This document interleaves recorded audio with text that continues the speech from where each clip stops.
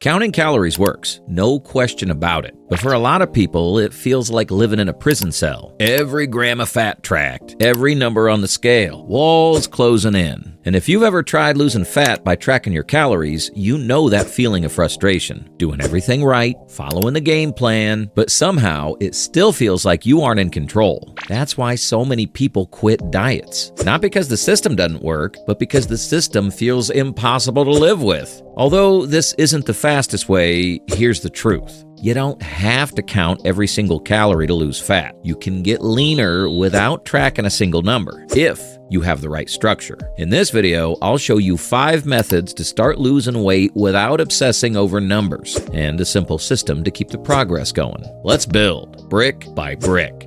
Number 1, the psychological shift. First, you need to change the way you see the process. Counting calories isn't the enemy, it's just data. For a lot of people, tracking every bite creates a scarcity mindset. You start obsessing over how little you're eating. You look at your app and focus on how many calories you don't have left instead of what you already gave your body. And the more you focus on restriction, the more food your mind craves. That's why the real shift is moving your attention from how little you're eating to what you're actually eating. Stop staring at the number and start noticing the food itself. Lean protein, fresh fruit, whole carbs. These aren't punishments, they're fuel. Every meal is a chance to thank your body, not complain about what's missing. Your body doesn't care if you typed your dinner into an app. It cares about the food you chew, the water you drink, the movement you create, and the consistency you stack. The goal isn't just hitting a number on a screen. The goal is how you look in the mirror, how strong you feel when you train, and how much energy you have to do cardio, and how sustainable this process becomes. When you see food as fuel and approach each meal with gratitude, the process stops feeling like scarcity and starts feeling like freedom. That's where mastery begins. Number 2, the plate method. Here's the simplest structure you can use: your plate. Every time you sit down to eat, imagine your plate divided into sections. Half of it should be covered with non-starchy vegetables: broccoli, asparagus, peppers, salad, green beans. These foods are low in calories but high in volume, so they fill your stomach without stacking on fat. 1/4 of the plate belongs to protein: chicken, turkey, beef, fish, eggs. That's the brick and mortar your body uses to build muscle and repair itself. The last 1/4 is your energy source: carbs like rice, potatoes, oats, fruits, pasta. If you prefer a lower carb approach, you can swap that space for more protein or healthy fats like avocado, nuts, cheese, and olive oil. This isn't about perfection. If your plate's a little off, that's fine. The point is structure, a visual system that makes overeating almost impossible. Think about it. At a family dinner, instead of stacking 3 scoops of mashed potatoes, you fill half your plate with salad. Grab 1 scoop of potatoes and 1 chicken breast. You just created balance without counting a calorie. At a restaurant, it's the same idea. Half the plate with veggies, a piece of meat for protein, a side of rice or potatoes without butter or toppings. If the plate doesn't come out that way, just ask for it. Order an extra side of vegetables. Build the blueprint yourself. I wouldn't recommend eating out more than twice a week, though, because there are too many variables when it comes to what they cook the food in. They might use a tablespoon of butter or oil for your steak, which easily adds a hidden 100+ calories. When you use the plate method consistently, you don't need to track numbers. Your portion sizes are already controlled. Your nutrition is balanced, and your body gets exactly what it needs, without the mental prison of logging every bite. Number 3, the hand method. Now, let's talk about your built-in measuring tool, your hands. Because here's the truth, you're not always going to have a food scale. You're not going to pull out measuring cups at a tailgate or weigh out your rice in the break room at work. The point here is to not have to stress about counting calories, but you always have your hands. And your hands are scaled to your body, which makes them the perfect guide. Here's how it works. Protein equals your palm. 1 to 2 palms of meat, fish, or eggs. the length, width, and thickness of your palm. No fingers. That's a burger patty, a chicken breast, or salmon fillet. Veggies equals your fist. 1 to 2 fists of vegetables. Salad, broccoli, green beans, peppers. Imagine closing your hand into a fist and stacking that on your plate. That's your portion. Carbs equal another fist. Rice, potatoes, pasta, fruit. If you train hard, you'll want closer to 2 fists. If you sit at a desk all day, start with 1. You could always choose a slice of real sourdough instead. Fats equals your thumb. If you choose anything other than salmon, add 1 to 2 thumbs worth of fats. Peanut butter, cheese, nuts, avocado. Small, but powerful. This method works everywhere. At Chipotle, that's 1 palm of chicken, 1 fist of rice, 1 fist of vegetables, and a thumb of guacamole. At a summer cookout, that's 1 burger patty, a fist of salad, a fist of baked beans, and a slice of cheese on your burger. The best part? Your hands grow with you. A 200-pound man is going to have bigger hands than a 120-pound woman, so his portions will naturally be bigger. You don't need math. You don't need to explain yourself when you're out with your family. They probably won't even notice. Just use your hands and build your plate. When you do this 3 meals a day, the structure keeps you on track without ever feeling like you're micromanaging every bite. And that's the secret. Simple rules you can live by. Number 4, the whole food first method. Here's the problem with most diets. They tell you what you can't have. No pizza, no ice cream, no cookies. And what happens when somebody tells you that? You want it even more? It's like telling a kid not to touch the stove. You know exactly what they're about to do. So instead of restricting, here's the rule. Satisfy your stomach before you satisfy your cravings. That means before you dig into the ice cream or the Doritos, eat a real whole food meal first. Protein, vegetables, a nutritious carb, maybe some healthy fats. Here's why it works. Imagine you're starving after work, and all you want is a pint of Ben & Jerry's ice cream. If you start with the ice cream, it's game over.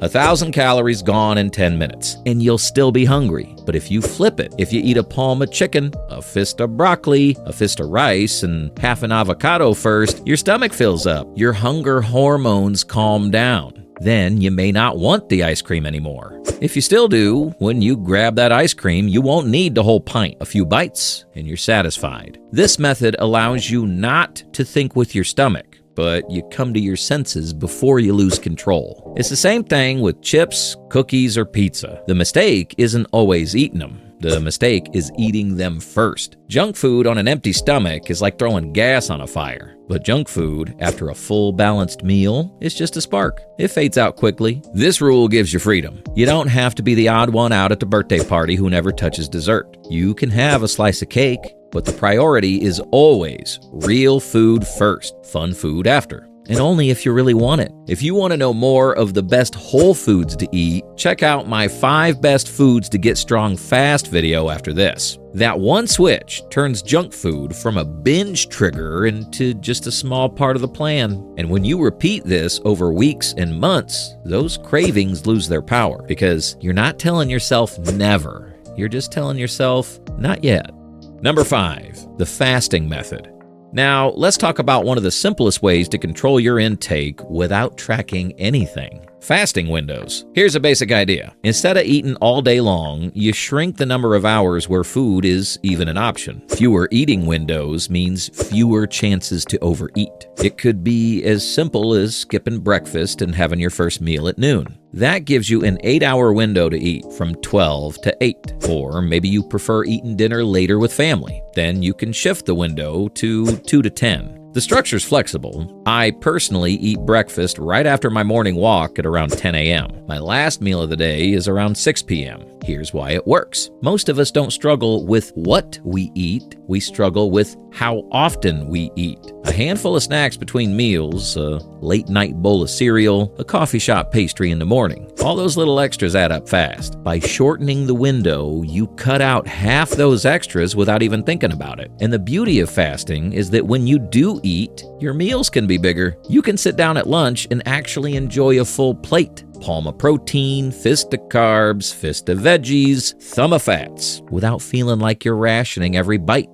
There are levels to this. The classic 16 and 8. 16 hours fast, 8 hours feed. The warrior diet. 20 hours fast, 4 hours feed, or even a 24-hour reset once in a while, like after a big holiday dinner. Do you need to go that extreme? No. Even pushing your first meal back by 2 or 3 hours makes a huge difference. The key is that fasting isn't magic. It's not a cheat code. You can still overeat if you go wild within your window, but the structure makes it harder to mess up. Think of it this way. Instead of fighting temptation at 10 different points in the day, you only have to win the battle 2 or 3 times. That's a lot easier to sustain long term. Use that time to do something productive so you aren't just thinking about your next meal for hours. People tend to pray a lot while fasting, so you could use that time to build a stronger relationship with God. Maybe pick up a new hobby like reading or focus more deeply on work. Just keep yourself busy and that'll take your mind off food. So whether it's skipping breakfast during the work week or doing a short reset after a weekend party, fasting gives you a simple, flexible way to stay in control without ever opening a calorie app.